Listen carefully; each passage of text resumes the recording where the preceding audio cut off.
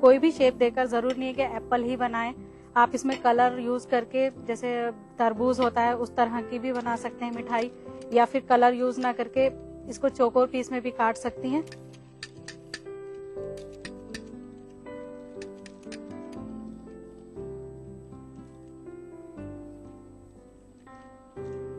छोटा सा इसको इस तरह से प्रेशर देकर फिर दोबारा ऐसे ही लगाएंगे।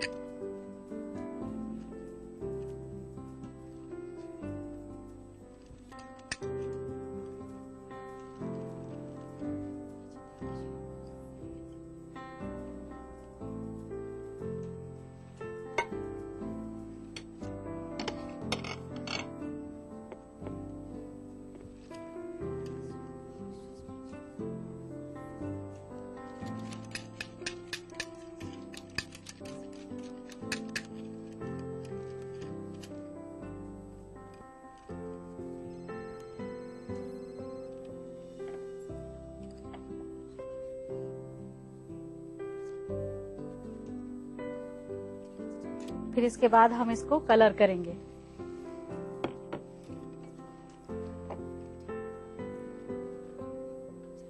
तो नाजरीन, अब हमारे एप्पल बनकर तैयार हैं। अब हम इनको नेचुरल लुक देने के लिए इस पर कलर करेंगे। कलर हम जो यूज करेंगे वो आइसक्रीम वाले जो लिक्विड कलर आते हैं हम वो यूज करेंगे, बाकी दूसरे कलर जो हैं वो नहीं करेंगे। जैसे पाउडर वाले कलर आते हैं, और इनको बहुत लाइट सा कलर लगाएंगे इनके ऊपर।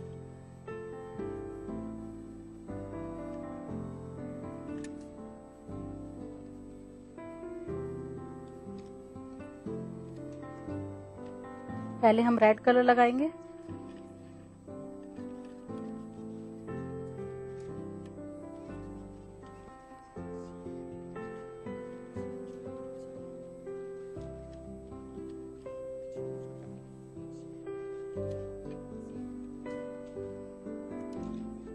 बहुत लाइट सा कलर लगाना है इसके ऊपर, क्योंकि कलर वैसे भी लोगों को नुकसान देते हैं।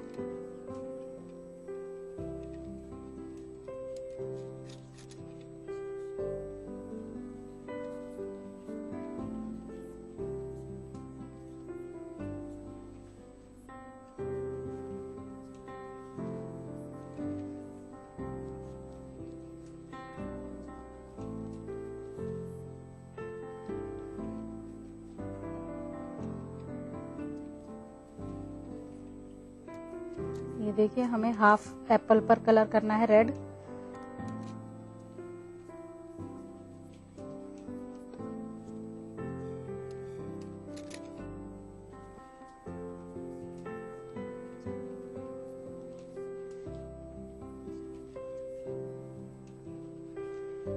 फिर हमें दूसरा शेड डालना है येलो का। येलो का हम बहुत लाइट सा शेड डालेंगे।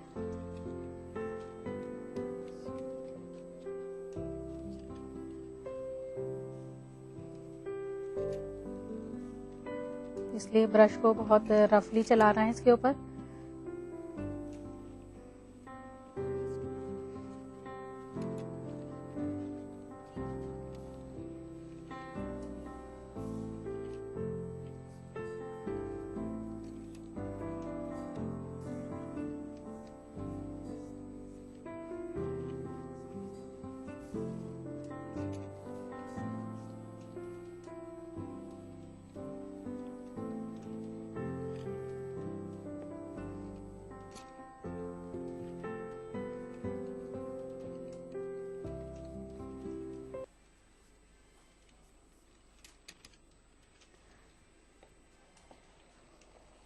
तो नाजरीन बनकर तैयार हैं हमारे स्वीट एप्पल। अब हम इनको सर्व करेंगे और सर्व करने के लिए हमें चाहिए एक सर्विंग प्लेट।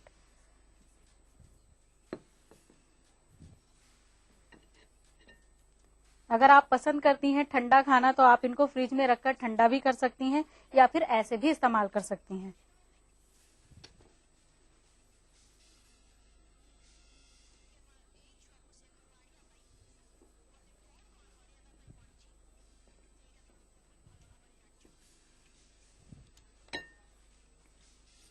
नाजरीन बनकर तैयार हो चुके हैं हमारे स्वीट एप्पल और मुझे उम्मीद है हमेशा की तरह आपको ये जरूर पसंद आए होंगे। तो आप इनको आज ही ट्राई करेंगी और इसको ट्राई करने के लिए नोट कीजिए इसकी रेसिपी। एप्पल स्वीट बनाने के लिए चाहिए खोया, चीनी, घी और लौंग।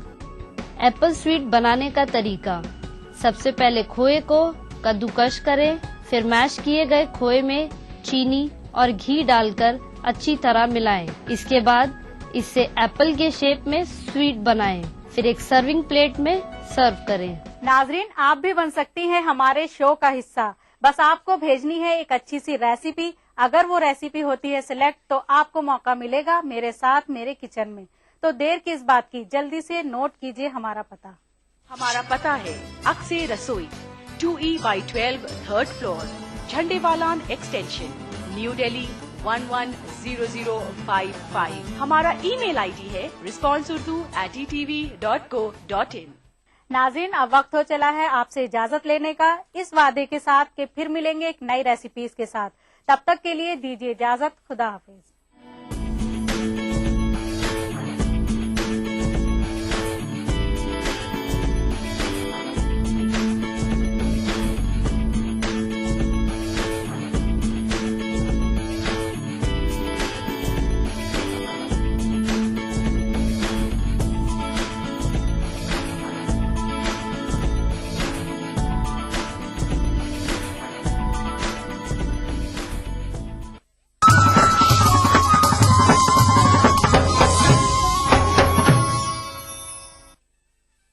देखिए ETV उर्दू सभी DTH प्लेटफॉर्म पर।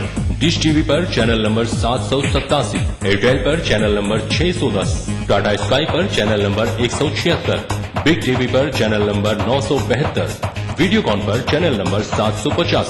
देखिए आपका अपना चैनल और भी बेहतर क्वालिटी में। ETV उर्दू पर अगला प्रोग्राम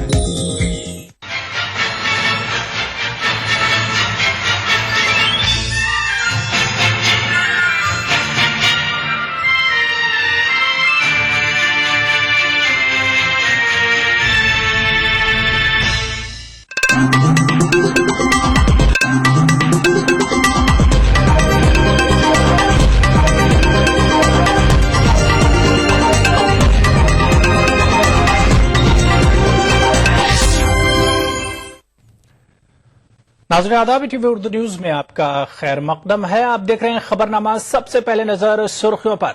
दहशतगर्दी के केस वापस लेने के मामले में यूपी हुकूमत को हाईकोर्ट का झटका। कहा केसों की वापसी के लिए मरकज की इजाजत जरूरी। लोकसभा में चौथे रोज भी अपोजिशन का हंगामा, शोरगुल के बीच सप्लीमेंट्री डिमांड मंजूर। रमन सिंह ने तीसरी बार संभाला छत्तीसगढ़ का इख्तियार, गवर्नर ने दिलाया ओहदे और राजदारी का हलफ। ब्यूरोक्रेसी को वजीरों के असर से आजाद करने की कोशिश, मरकजी काबीना वजीरों के ज़ाब्ते अखलाक में करेगी तब्दीली। और बांग्लादेश में जमात इस्लामी के रहनुमा अब्दुल कादिर मोल्ला को फांसी मिलना तय, सुप्रीम कोर्ट ने सजा को रखा बरकरार।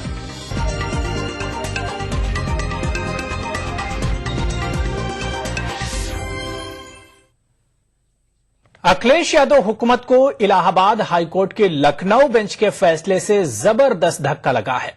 लखनऊ बेंच ने अपने फैसले में कहा है कि उत्तर प्रदेश हुकूमत मरकजी हुकूमत की रजामंदी के बगैर दहशतगर्दी के केस वापस नहीं ले सकती है। कोर्ट ने कहा है कि दहशतगर्दी के केस वापस लेने के लिए जरूरी है कि मरकज की मंजूरी हासिल की जाए। याद रहे कि अखिलेश हुकूमत ने खालिद मुजाहिद समेत मुताद्दिद नौजवानों पर आयद दहशतगर्दी के इल्जामात वापस लेने की कार्रवाई शुरू की थी, जिसे अदालत में चुनौती दी गई। खालिद मुजाहिद की पुलिस हिरासत में मौत हो चुकी है।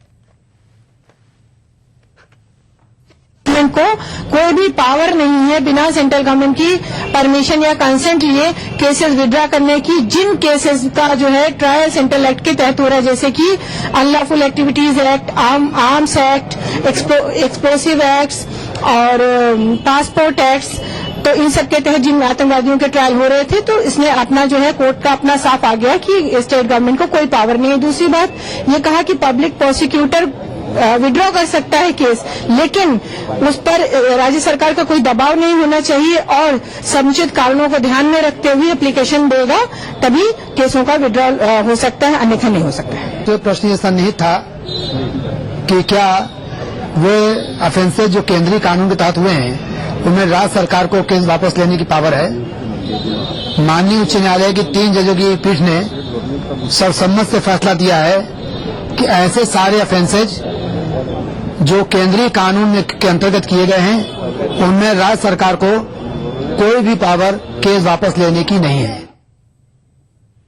उधर समाजवादी पार्टी के सीनियर लीडर आजम खान ने हाईकोर्ट के फैसले पर रद्देअमल जाहिर करते हुए कहा है कि फैसले का जायजा लेने के बाद इस पर मुनासिब कार्रवाई की जाएगी।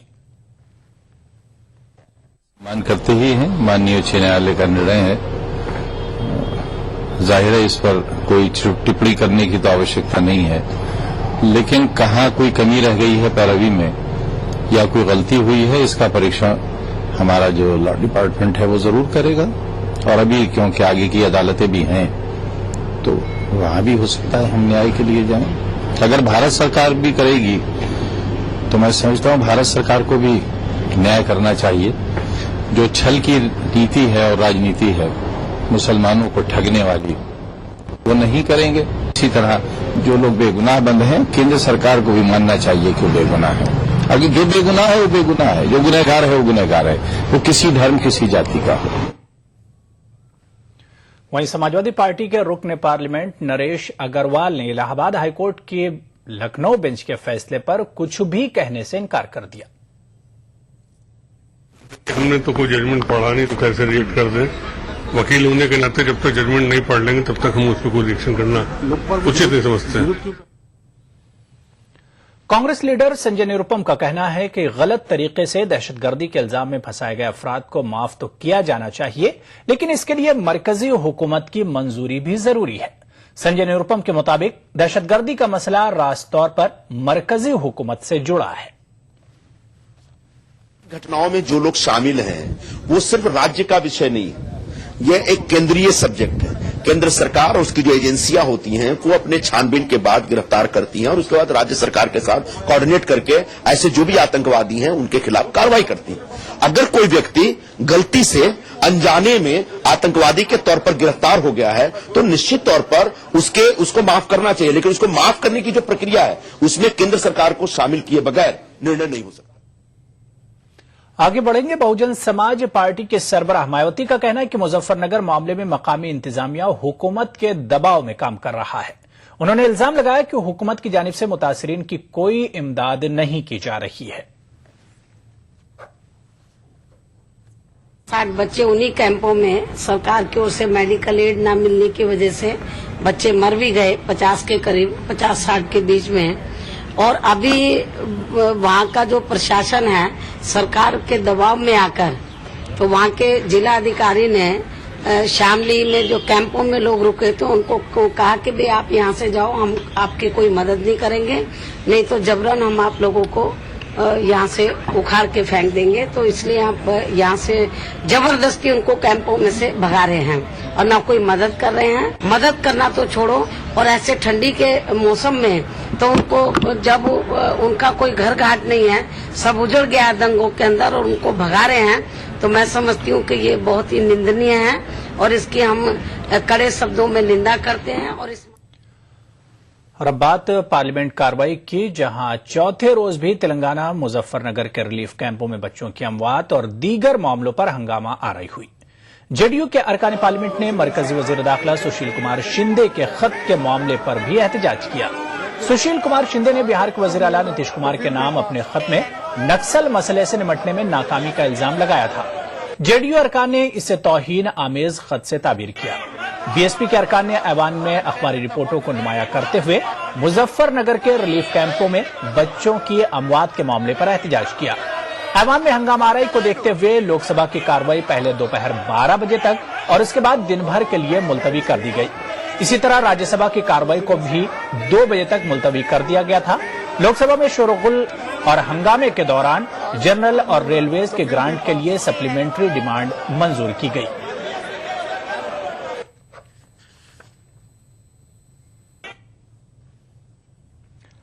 डॉक्टर रमन सिंह ने आज छत्तीसगढ़ के वजीर आला के तौर पर तीसरी बार ओहदे का हलफ ले लिया है। हलफ बर्दारी की शानदार तकरीब दारुल हुकूमत रायपुर के पुलिस परेड ग्राउंड में मुनक्किद हुई। रियासती गवर्नर ने उन्हें ओहदे और राजदारी का हलफ दिलाया। तकरीब में एल के आडवाणी, नरेंद्र मोदी, सुषमा स्वराज, अरुण जेटली, राजनाथ सिंह, वेंकैया नायडू, नितिन गडकरी, शिवराज सिंह चौहान और वसुंधरा राजे सिंधिया समेत तमाम सरकर्दा लीडर मौजूद थे। इंडिया हलीफ जमातों और कांग्रेस के लीडरान भी इस मौके पर देखे गए। सच्ची श्रद्धा और निष्ठा रखूंगा। मुख्यमंत्री के रूप में अपने कर्तव्यों का श्रद्धापूर्वक और शुद्ध अंतःकरण से निर्वहन करूंगा तथा मैं भय या पक्षपात, अनुराग या द्वेष के बिना सभी प्रकार के लोगों के प्रति संविधान और विधि के अनुरूप न्याय करूंगा।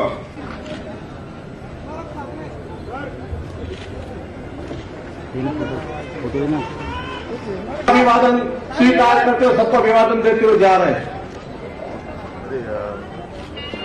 डॉक्टर साहब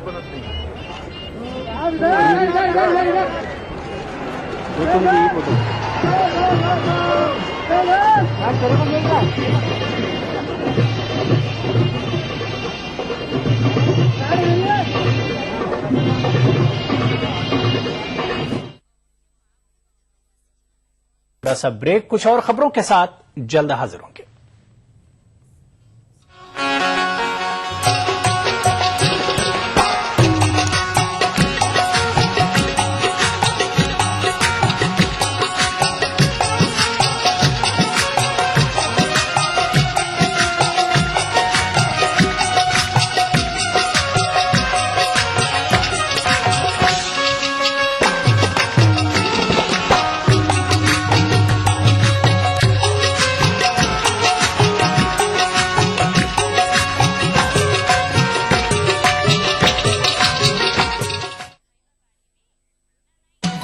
दक्कन की हर छोटी बड़ी सरगर्मी पर हमारी नजर, लेकिन आप तक पहुंचाते हैं सिर्फ वो खबर जो करे आपको बेदार। सियासत के गलियारों से रोजमर्रा की जिंदगी दक्कन के गोशे गोशे से आप तक खबरें पहुंचाता दक्कननामा, रोजाना शाम 6:30 बजे। जिंदगी के इस सफर में सच्चाई हमारी हमसफर हो। हम दिखाते हैं वही खबर जो समाज के लिए हो आईना। गैर जानिबदारी हमारा शिवा। खबर वही जिस पर हो आपको एतबार। देखिए खबरनामा इन औकात पर।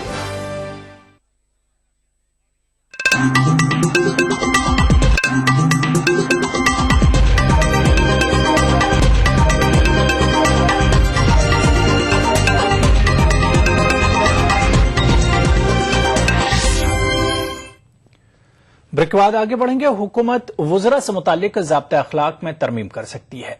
समझा जाता है कि मरकज और रियासतों में वुज़रा को कहा जाएगा कि वो सियासी रसूख का इस्तेमाल ब्यूरोक्रेट्स पर न करें और उन्हें ऐसी किसी किस्म की हिदायत न दें जो उनके फराइज की अंजामदही में तनाज़े का सबब बन जाए।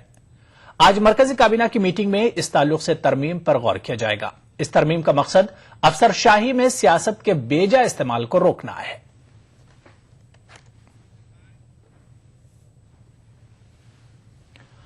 आम आदमी पार्टी लीडर कुमार विश्वास राहुल गांधी को अमेठी में चुनौती देने को तैयार है। कांग्रेस ने इस मामले को अहमियत देने से इनकार कर दिया है।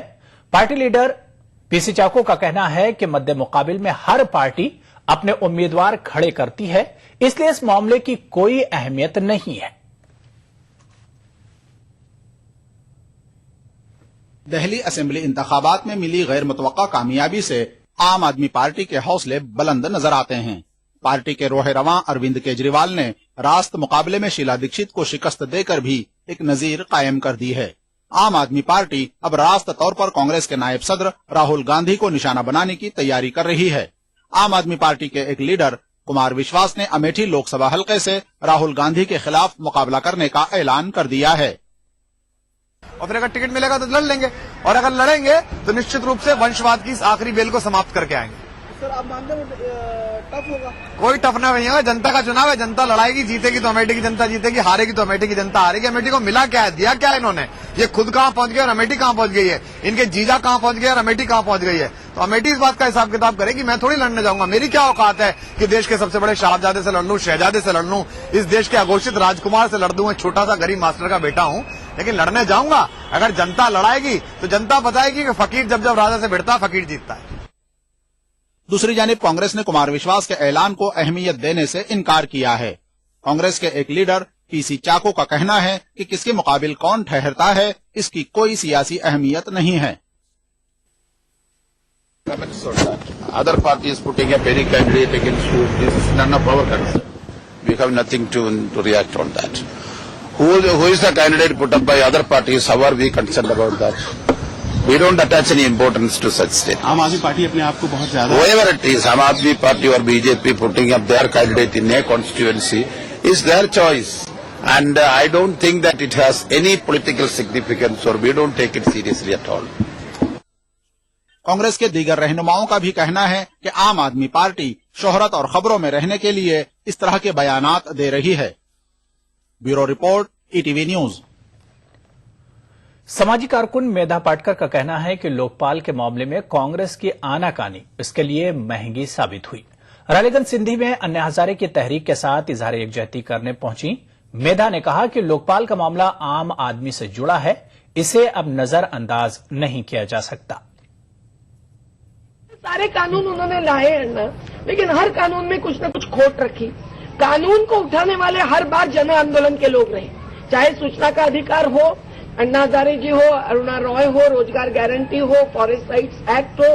तमाम जन संगठनों ने जब मुद्दे उठाए बाहर से तभी कानून होता है। बताइए किस पार्टी ने इस प्रकार के जनवादी कानून अंदर लाए हैं विधानसभा या लोकसभा में? तो जब ये कानून भी लाखों के सहमति से मसौदा पारित हुआ है, ये बताया गया, तो उसी समय वो करते हैं तो आज जो दिल्ली में हुआ वो भी नहीं होता शायद, और अन्य राज्यों में भी जो कांग्रेस की हालत हुई वो भी नहीं होती। ये कानून ऐसा है कि जिस पर लोगों का पूरा ध्यान है और अन्ना जी के लोग साथ हैं, तो ऐसी स्थिति में वो क्यों पीछे हट रहे हैं, क्यों टाइम पास कर रहे हैं? वहीं समाजवादी पार्टी के रुकने पार्लियामेंट रामगोपाल यादव ने कहा है कि उनकी पार्टी लोकपाल बिल की हिमायत नहीं करेगी। रामगोपाल यादव पार्लियामेंट के बाहर मीडिया से बातचीत कर रहे थे।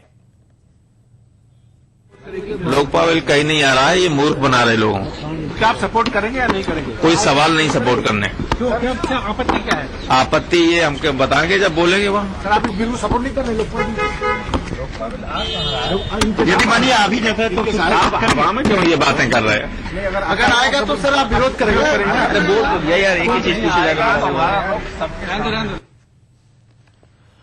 मरकजी वजीर सुशील कुमार शिंदे ने कहा है कि वजारत दाखिला को सदर जमहूरिया हिंद प्रणब मुखर्जी से तेलंगाना बिल हासिल होने के बाद आंध्र प्रदेश को रवाना किया जाएगा। शिंदे ने कहा कि रियासती असेंबली से राय हासिल करने के बाद बिल सदर जमहूरिया को फिर रवाना किया जाएगा। बाद में जरूरी तब्दीलियां करके मरकजी काबीना इस पर हतमी फैसला करेगी। नहीं, अभी राष्ट्रपति जी के पास जब से वो आएगा, पेपर्स आ जाएंगे, वो भेजा जाएगा आंध्र पे, और वो आंध्र की असेंबली है वो निर्णय लेगी और उसके बाद वापस आ जाएगा। उस पर कैबिनेट का निर्णय होके वो फिर पार्लियामेंट में।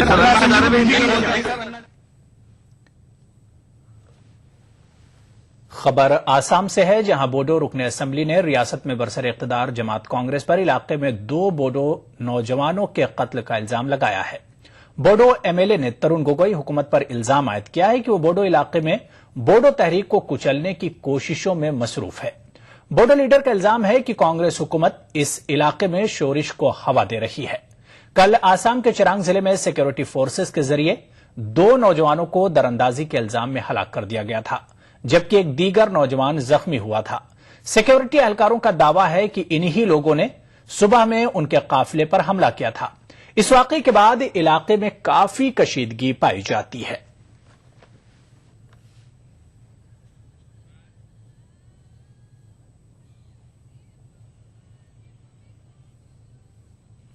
और अब बात करेंगे दिल्ली के मौजूदा सियासी सूरत हाल की। दिल्ली के लेफ्टिनेंट गवर्नर नजीब जंग ने रियासत में सियासी तातुल को खत्म करने की पहल की है। नजीब जंग ने बीजेपी लेजिस्लेचर पार्टी के लीडर डॉक्टर हर्षवर्धन को आज हुकूमत साजी के सिलसिले में तबादला ख्याल के लिए बुलाया है। दिल्ली असेंबली इंतखाबात में बीजेपी वाहिद बड़ी पार्टी बनकर उभरी है। दिल्ली के लेफ्टिनेंट गवर्नर नजीब जंग ने आखिरकार बीजेपी के वज़ीर आला उम्मीदवार हर्षवर्धन को हुकूमत साजी के सिलसिले में तबादला ख्याल के लिए तलब किया है।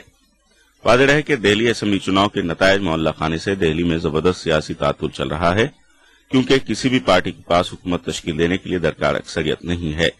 दिल्ली की 70 रुकनी असेंबली में बीजेपी को 32 और उसकी हलीफ अकाली दल को 1 सीट हासिल हुई है, जबकि आम आदमी पार्टी को 28 सीटें हासिल हुई हैं। कांग्रेस का मुजाहिरा इंतहाई कमजोर रहा है। कांग्रेस 8 सीटों पर ही सिमट कर रह गई, जबकि 1 सीट आजाद उम्मीदवार और 1 सीट जेडीयू के खाते में चली गई। इस तरह असेंबली के नतायज मोहल्ला खाने से सियासी तातुल पैदा हो गया।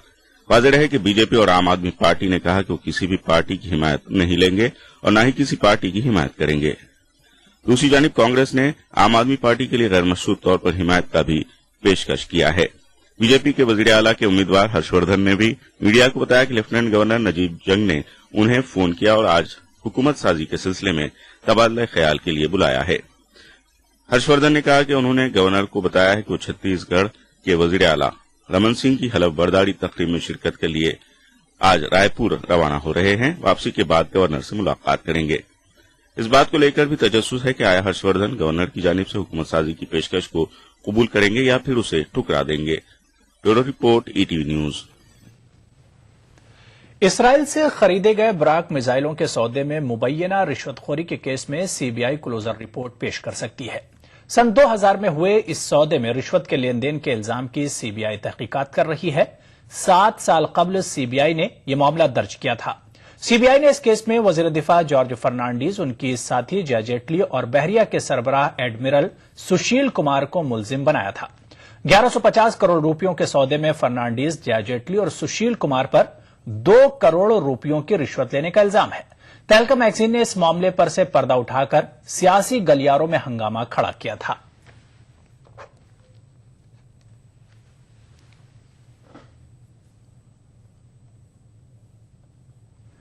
जेडीयू ने यूपीएससी की जानिब से सिविल सर्विसेज के इम्तिहान के पैटर्न में तब्दीली लाने के खिलाफ एहतजाज किया है। जेडीयू का कहना है कि पैटर्न में तब्दीली करके हिंदी और दूसरी कौमी जबानों के साथ इम्तियाज किया गया है।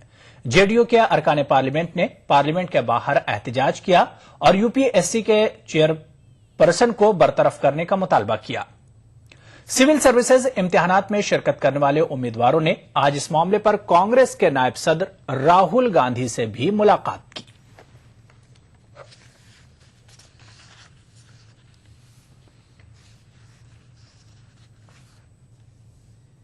बार किया था तो लोगों को मौका दिया, लेकिन अचानक बदलाव कर दिया और इनका एक ही मकसद है कि भारतीय भाषाओं के लड़कों की संख्या घटाते रहो।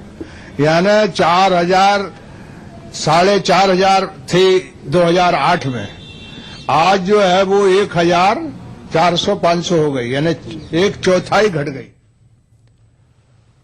तो यहां पर रुकेंगे एक और छोटे से ब्रेक के लिए। दुनिया अपडेट खबरों का नया और अनूठा शो, जिसमें हम आपको दिखाएंगे दुनिया की अहम खबरें और करेंगे उनका तज्जिया। जानेंगे दुनिया की अहम घटनाओं का भारत पर क्या होगा असर। दिखाएंगे ग्लैमर जगत का हाल और तेज खबरों में देखेंगे क्या कुछ हुआ पूरी दुनिया में बीते हफ्ते के दौरान। तो देखना न भूले दुनिया अपडेट हर रविवार शाम 6 बजे ईटीवी उर्दू पर।